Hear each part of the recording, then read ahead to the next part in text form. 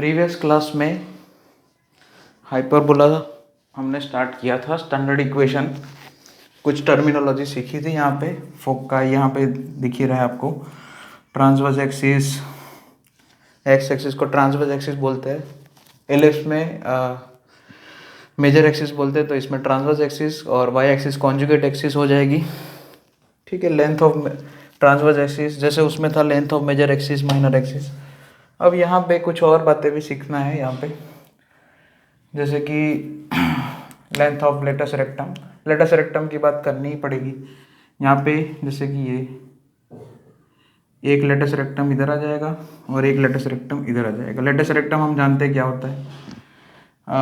यहाँ पे transverse axis से परपेंडिकुलर लाइन जो कि फोकस में से पास करेगी। दो लेटस रेक्टम आएंगे, एक इधर और एक इधर।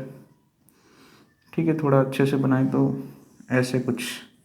ठीक है, तो L1 लेटस रेक्टम के सबसे पहले and points L1 L1 dash L2 L2 dash, तो वो निकलते बहुत ही आसान है।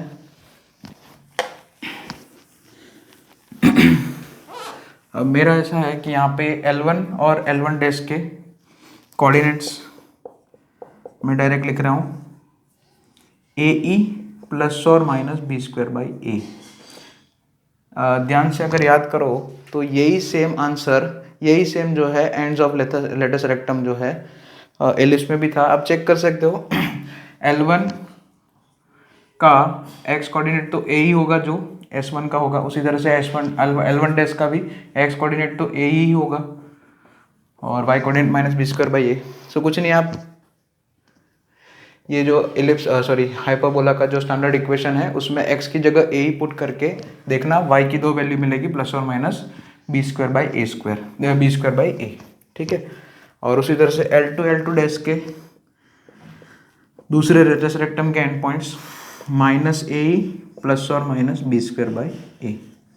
ठीक है, L2 और L2 डैश के कोऑर्डिनेट्स जो है कुछ ऐसे आ जाएंगे, माइनस ए प्लस और minus B square by a. और length of latus rectum, length of latus rectum वो यहाँ पे भी सेम फॉर्मूला रहेगा 2b स्क्वायर बाई ए। अब ऐसा तो नहीं है यहाँ पे, देखो जैसे सर आप यहाँ पे सवाल उठाएंगे, सर आपने जो स्टैंडर्ड इक्वेशन लिखा है हाइपरबोला का वो कैसे लिखा है, एलिप्स के ही इक्वेशन में बी स्क्वायर की जगह माइनस बी स्क्वायर लिख दिया है, तो सभी रिजल्ट में जो है बी स्क्वायर की जगह माइनस बी स्क्वायर हो जाएगा। ऐसा नहीं है, क्योंकि लेंथ ऑफ लेटस रेक्टम जो है वो एलिप्स में यही था 2b स्क्वायर बाई ए। अगर मैं यहाँ पे लेंथ ऑफ लेटस रेक्टम करके ये बी स्क्वायर की जगह माइनस बी स्क्वायर लिखूंगा तो a तो ग्रेटर देन 0 ही होता है और 2 पॉजिटिव है, तो माइनस साइन फालतू में आ जाएगा, तो length of latus rectum minus थोड़ी होता है। ठीक है, इसलिए यहाँ पे जो है बी स्क्वायर की जगह बी स्क्वायर ही रहेगा, है ना। Okay, next. Okay, length of latus rectum हो गया। अब ऑक्सिलरी सर्कल देखते हैं। ऑक्सिलरी सर्कल की बात करते हैं। ऑक्सिलरी सर्कल क्या होता है? ऑक्सिलरी सर्कल जैसे हमने एलिप्स में भी देखा था कि मेजर एक्सिस जो है उसको डायमीटर लेके जो सर्कल बनाया जाता है उसको मेजर एक्सिस मतलब A1 A2। उसी तरह से यहाँ पे भी a,0 और माइनस a,0 को ज्वाइन करने वाला जो लाइन सेगमेंट है उसी को ट्रांसवर्स एक्सिस बोलेंगे, और ट्रांसवर्स एक्सिस को डायमीटर बना के जो सर्कल बनाएंगे उसको बोलते हैं। अच्छा, मैं हेडिंग लगा देता हूँ, ऑक्सिलरी सर्कल। ऑक्सिलरी सर्कल, तो यहाँ पे फिर से मैं डायग्राम बना देता हूँ। यहाँ पे ये हमारा हाइपरबोला, ये साइड वाला राइट ब्रांच लेफ्ट ब्रांच, है ना, इसे ब्रांच बोलेंगे इतनी दूरी पे। यहाँ पे ये हो गया हमारा a,0 और ये हो गया हमारा माइनस a,0 जो कि हम लिखेंगे अभी। ये देखो y एक्सिस के अबाउट सिमेट्रिक है, जैसे दोनों एक्सिस के अबाउट सिमेट्रिक है। ठीक है, यहाँ मिरर इमेज दिखेगा, y axis origin centre of hyperbola, यहाँ पे माइनस a,0।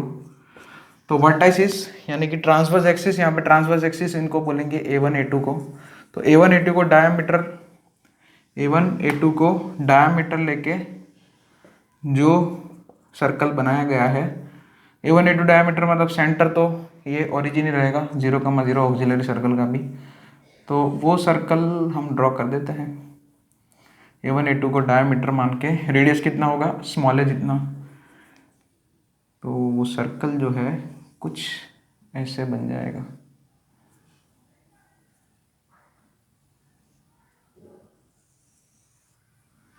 ठीक है,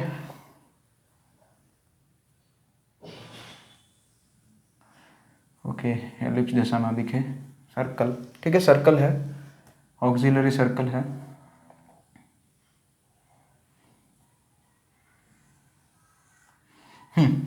ओके, सेंटर ओरिजिन है और रेडियस कितना है स्मॉल है जितना, तो हमारा यहाँ पे क्या बनेगा ऑक्सिलरी सर्कल का इक्वेशन एक्स स्क्वायर, यहाँ पे लिख देता हूँ x square plus y square is equal to a square. Centre हमारा ओरिजिन है और रेडियस कितना है स्मॉल है जितना, इसलिए x square plus y square is equal to a square, बराबर है। ये हो गया, ये ऑक्सिलरी सर्कल हो गया। डायरेक्ट्रिक्स, अच्छा हाँ, यहाँ पे हम एजिम्टोट बनाना भूल गए, लेकिन वो ज़रूरी है इसलिए बना रहा हूँ। अभी जो है एक चीज़ जो है उसको यहाँ पे डिफ़ाइन करना है, वो मैं भी डिफ़ाइन करूँगा। ये होगी ऐसे करके एजिम्टोट्स बना रहा हूँ मैं। एजिम्टोट कैसे निकालना है वो अभी सब्सिक्वेंट लेक्चर्स में आपको पता चलेगा। एजिम्टोट की कल डेफिनेशन बता दी थी कि ये जो है हमारा कर्व जो है कर्व का एजिम्टोट ये है, अगर हाइपरबोला का ये एजिम्टोट है तो यहाँ पे ये वाला डिस्टेंस कर्व से कर्व से जो है इस लाइन के बीच का जो परपेंडिकुलर डिस्टेंस है वो कम होता जाएगा, अप्रोच इज टू 0 हो जाएगा, टेंस टू 0 बोलते हैं उसको। और डायरेक्ट्रिक्स वैसे तो हम जानते हैं उसका इक्वेशन, दोनों ही डायरेक्ट्रिक्स हमें पता है, प्लस और minus A by E, X is equal to plus A by E इधर आएगी।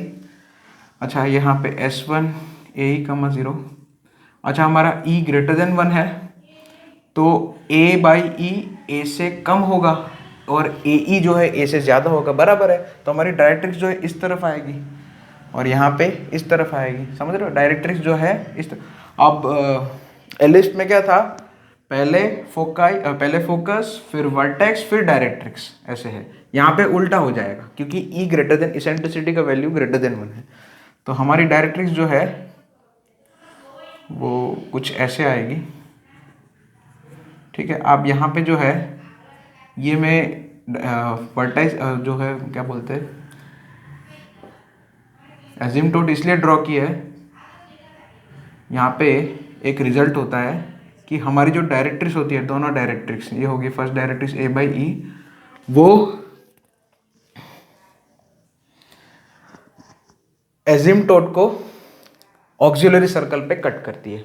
ऑक्सिलरी सर्कल के मतलब एजिम्टोट और ऑक्सिलरी सर्कल मतलब जो हमारा डायरेक्ट्रिक्स और एजिम्टोट्स दोनों जहाँ कट करेंगे वो पॉइंट्स ऑक्सिलरी सर्कल पे होंगे, यानी कि इंटरसेक्शन पॉइंट्स ऑफ डायरेक्ट्रिक्स, कोई भी डायरेक्ट्रिक्स ले लो, कोई भी एजिम्टोट ले लो। जैसे यहाँ पे जैसे थोड़ा सा मैं अगर मैं पहले यहाँ पे है ना मेरा ये ऐसे, ये दूसरी directrix x is equal to minus A by E, ठीक है ना, माइनस वाली directrix x is equal to minus A by E, और ये हम प्रूफ करेंगे मैथमेटिकली कि जो है डायरेक्ट्रिक्स जो है कोई भी डायरेक्ट्रिक्स एजिम्टोट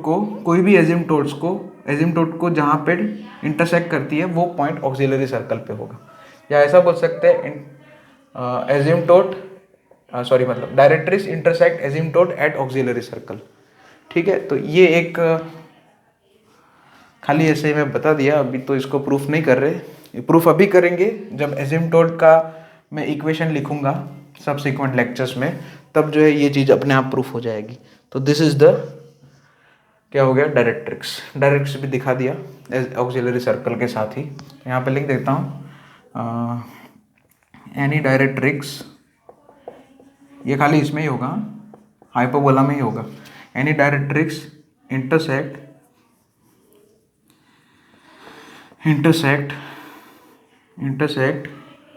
एजिमटोट, एनी एजिमटोट, ठीक है,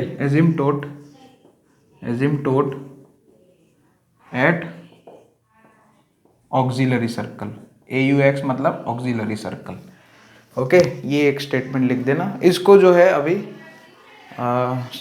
धीरे धीरे जब एजिमटोट कैसे निकालने वो है ना, कॉन्जुगेट हाइपोबोला वगैरह देखेंगे तब इसको पिक्चर में लाएंगे वापस। अभी तो फिलहाल खाली आप स्टेटमेंट लिख के छोड़ दो, है ना। चलिए, तो ये हो गया ऑक्सिलरी सर्कल। नेक्स्ट है पैरामेट्रिक पॉइंट। नेक्स्ट टॉपिक है हमारा parametric point. Okay wait, parametric point. अब देखो ये टॉपिक सब में हुआ है, वैसे सर्कल में भी देखा है, पैराबोला हाइपरबोला पैराबोला एलिप्स दोनों में देख लिया है। पैरामेट्रिक पॉइंट या parametric form of parametric equation भी बोल सकते हैं। तो यहाँ पे हमारा वैसे है क्या, पैराबोला हाइपरबोला का स्टैंडर्ड फॉर्म क्या है, x² by a² minus y² by b² is equal to 1। Circle जब था मेरे पास x² plus y² is equal to a², तब हमने cos² theta plus sin² theta is equal to 1 ऐसा सोचा था आइडेंटिटी दिमाग में, और x is equal to a cos theta और y is equal to a sin theta लिख दिया था।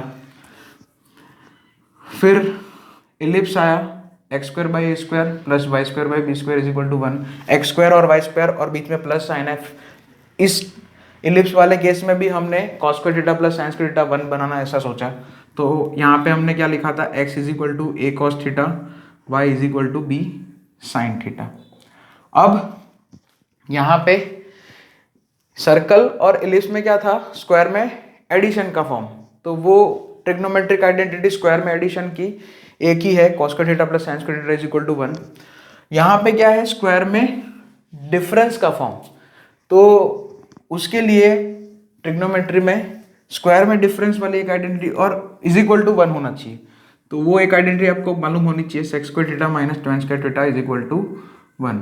अब यहाँ पे कुछ स्टूडेंट्स का ऐसा भी डाउट होगा कि sir sec² theta minus tan² theta is equal to 1 होता है, ठीक है, cos² theta minus cot² theta बराबर भी 1 होता है, वो भी ले सकते थे। लेकिन यहाँ पे उसके पीछे का एक रीज़न है जो कि मैं नेक्स्ट मतलब आगे वाले जो है सेशन में बताऊंगा, है ना। तो स्टैंडर्ड है ये, यहाँ पे जो लिया गया है वो स्टैंडर्ड है पैरामेट्रिक पॉइंट। सो यहाँ पे sec² थीटा बनाना है x² बाई a² को। सो x इज इक्वल टू कितना लेंगे, a sec थीटा। थीटा क्या है, इसेंट्रिक एंगल, वापस बता देता हूँ। और इसेंट्रिक एंगल जो है ऑक्सिलरी सर्कल से हम निकालेंगे, वो भी ऑक्सिलरी सर्कल से उसको जो है कोरिलेट करना होता है। और y is equal to y² by b² मुझे tan² थीटा बनाना है, तो y इज इक्वल टू क्या हो जाएगा, b tan थीटा।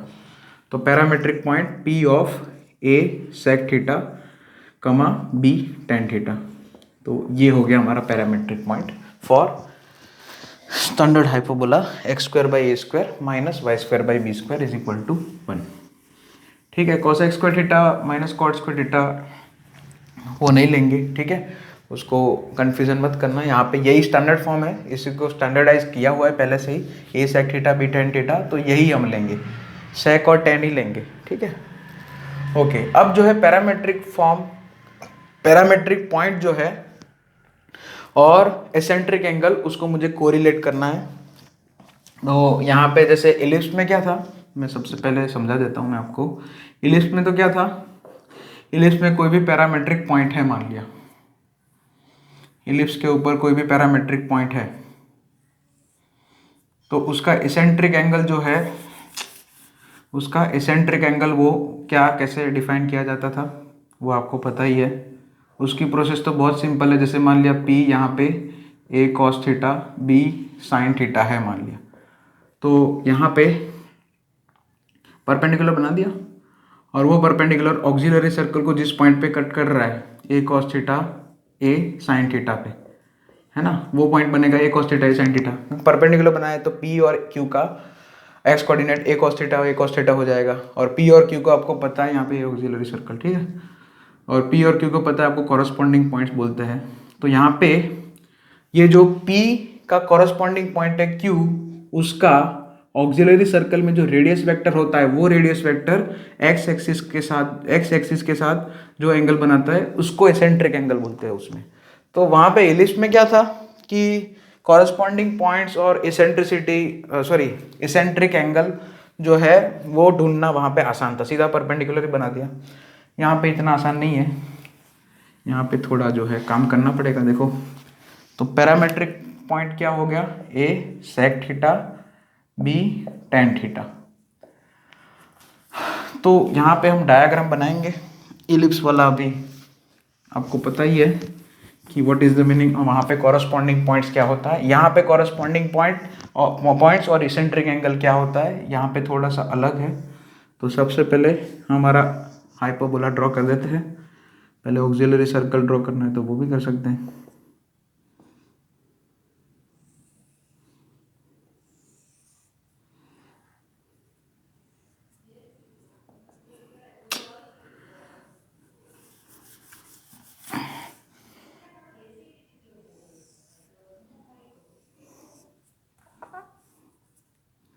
सबसे पहले ऑक्सिलरी सर्कल बना दिया ताकि हमें पता चले कि कैसे बनाना है। यहाँ पे और ओरिजिन सेंटर है,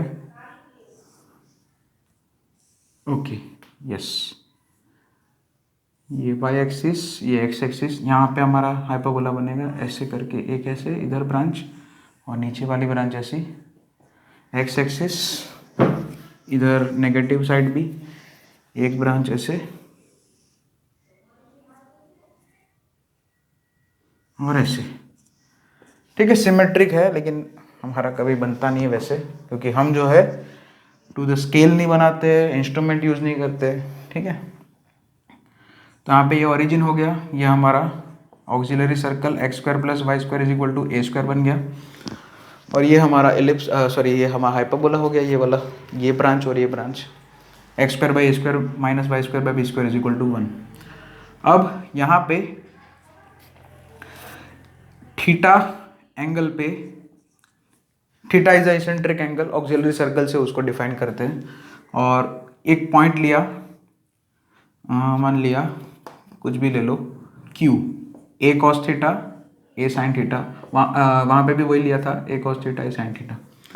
अब यहाँ पे इतना आसान नहीं है कि Q का कॉरस्पॉन्डिंग पॉइंट जो है हाइपरबोला पे कहाँ पे आएगा। उसके लिए हम क्या करेंगे, Q पॉइंट पे सर्कल पे टेंजेंट ड्रॉ करेंगे, सर्कल पे टेंजेंट ड्रॉ करेंगे। वो टेंजेंट एक्स एक्सिस को जहाँ पे कट करता है, जिस पॉइंट पे कट करता है उस पॉइंट से परपेंडिकुलर ड्रॉ करेंगे ऊपर, परपेंडिकुलर ड्रॉ करेंगे ऊपर। ध्यान से देखना, यहाँ पे जो थीटा है वो एक्यूट एंगल है फर्स्ट क्वाड्रेंट में, इसलिए हमने जो परपेंडिकुलर है वो ऊपर बनाया। पहला सबसे पहले क्या, एक क्यू पॉइंट लिया, Q of theta, Q of theta, theta is eccentric angle, और क्यू में से सर्कल पे टेंजेंट ड्रॉ किया। वो सर्कल का जो टेंजेंट है, क्यू पे जो टेंजेंट ड्रॉ किया है, वो टेंजेंट एक्स एक्सिस को जिस पॉइंट पे कट कर रहा है उस पॉइंट से मैंने परपेंडिकुलर ऊपर बनाया। उस परपेंडिकुलर ने हाइपरबोला को जिस पॉइंट पे कट किया वही हमारा पी पॉइंट है, P of A sec theta comma B tan theta. Okay, so this is the process. अगर आप वेरीफाई करना चाहो तो you can verify yourself. ये क्यू पॉइंट पे जो टेंजेंट ड्रॉ किया है उसका इक्वेशन आएगा x by a cos theta, sorry x cos theta plus y sin theta is equal to a, हाँ सॉरी, हाँ यही आएगा ना। और इसमें y is equal to 0 put करो तो आपको इस पॉइंट का x coordinate a sec theta मिलेगा। ओके, सो बस हो गया। और क्योंकि आपने परपेंडिकुलर बनाया है इसलिए p और ये पॉइंट, इसको नाम देना है तो दे दो कुछ भी, क्यू डैश बोल दो, तो p और क्यू डैश का x coordinate a sec theta होगा। सिमिलरली अगर आपका थीटा सेकेंड क्वाड्रेंट में हुआ, यहाँ पे हो गया, यहाँ पे, ठीक है, ये वाला थीटा एसेंट्रिक एंगल हुआ अगर, तो टेंजेंट अगर आप बनाएंगे तो वो टेंजेंट एक्स एक्सिस को जिस पॉइंट पे कट करता है उस पॉइंट से नीचे परपेंडिकुलर बनाएंगे, थर्ड क्वाड्रेंट में परपेंडिकुलर बनाएंगे। क्यों ऐसा, क्योंकि आपका थीटा जो है वो सेकेंड क्वाड्रेंट में है, तो सेकेंड क्वाड्रेंट में है थीटा, इसलिए सेकेंड क्वाड्रेंट में आपको पता हो खाली साइन पॉजिटिव होता है, सेक और टेन तो नेगेटिव होता है, ए और बी तो पॉजिटिव पॉजिटिव है, यानी कि आपको पी के कोऑर्डिनेट थीटा अगर सेकेंड क्वाड्रेंट में है π/2 से पाई के बीच में है, तो sec और tan वो दोनों नेगेटिव होंगे, इसलिए इस पॉइंट अगर Q यहाँ पे है मान लिया, तो उसका कॉरस्पॉन्डिंग पॉइंट इधर आएगा थर्ड क्वाड्रेंट में। सिमिलरली अगर आप थर्ड क्वाड्रेंट में लेते हो Q पॉइंट, ऐसे मान लिया थीटा आपका ये है, पाई से 3π/2 के बीच में है, थर्ड क्वाड्रेंट में है, और फिर आपने टेंजेंट बनाया, तो वो टेंजेंट जो है एक्स एक्सिस को जिस पॉइंट पे कट करता है उस पॉइंट से हम ऊपर परपेंडिकुलर बनाएंगे, सेकंड क्वाड्रेंट में जाएंगे हम। क्यों ऐसा?